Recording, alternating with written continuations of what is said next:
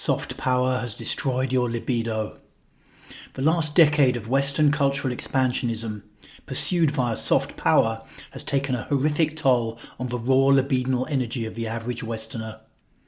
Our media has guilt-tripped us into trying to be some perfect kind of person. Not for the good of humanity, but simply to role model the West as an ideal place to live in, one that the average non-Westerner might aspire toward, thus motivating them to regime change their existing government. The strategy has been an utter disaster, and actually the West has been the main loser, whilst your average non-Western despot is more secure than ever. But that's another story. The more pressing issue is how to get the West's energy back up, how to get our individual libidinal fire back into gear. Worrying about how the world should be is utterly devastating to our personal energy. It requires us to live in our minds, oppressed by moralistic visions of who we should be, and thus disengages us from the processes of life itself. In reality, the more people who can stop worrying about how the world is and start getting busy with who they are, the better things will be. The real embodied you cannot be modelled. It cannot be found with shortcuts.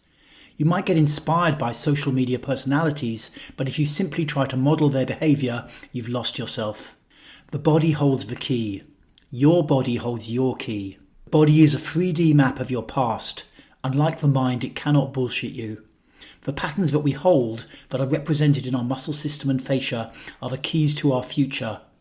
As we look inside and, importantly, start to work on these patterns, our future becomes revealed to us. They are not just blocks to be overcome, they are keys to our true selves. And as you begin to work with your body through bioenergetics and related practices, you will find your libidinal energy rising. This will present more problems. Your desire and aspirational nature will begin to get on your ass to do still more, challenging you to keep stepping up.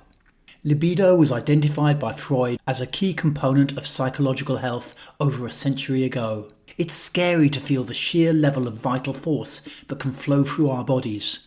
It's so much easier to be a half-ass, fitting in with our friends and never rocking the boat. As libido starts to rise, those images of who we are, held tightly in our frontal lobes, will start to get pounded. Visions of who we might become, in all their horror and glory, will start to freak our ego-dominated mind out. Go back to playing safe, it will say, over and over again.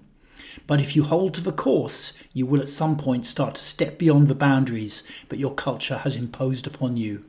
You will begin to create a new humanity through your own devoted effort, through your willingness to not listen to ideas of who you should be, to not be guided by a vision, but to instead keep working through the blocks until you actually embody a new humanity. I think it is important to appreciate how different a challenge this is to those we faced in our recent past as a species. It is not about being inspired by a vision, an image of who we could be, or how a future society might look. In an age of ubiquitous mimetic nonsense, that is no longer an option. Forget all visions. Each of us must look for our own true self. Anyone can do this. Your cultural background doesn't matter. Your wealth doesn't matter. It is immaterial how traumatized or conditioned you think that you are.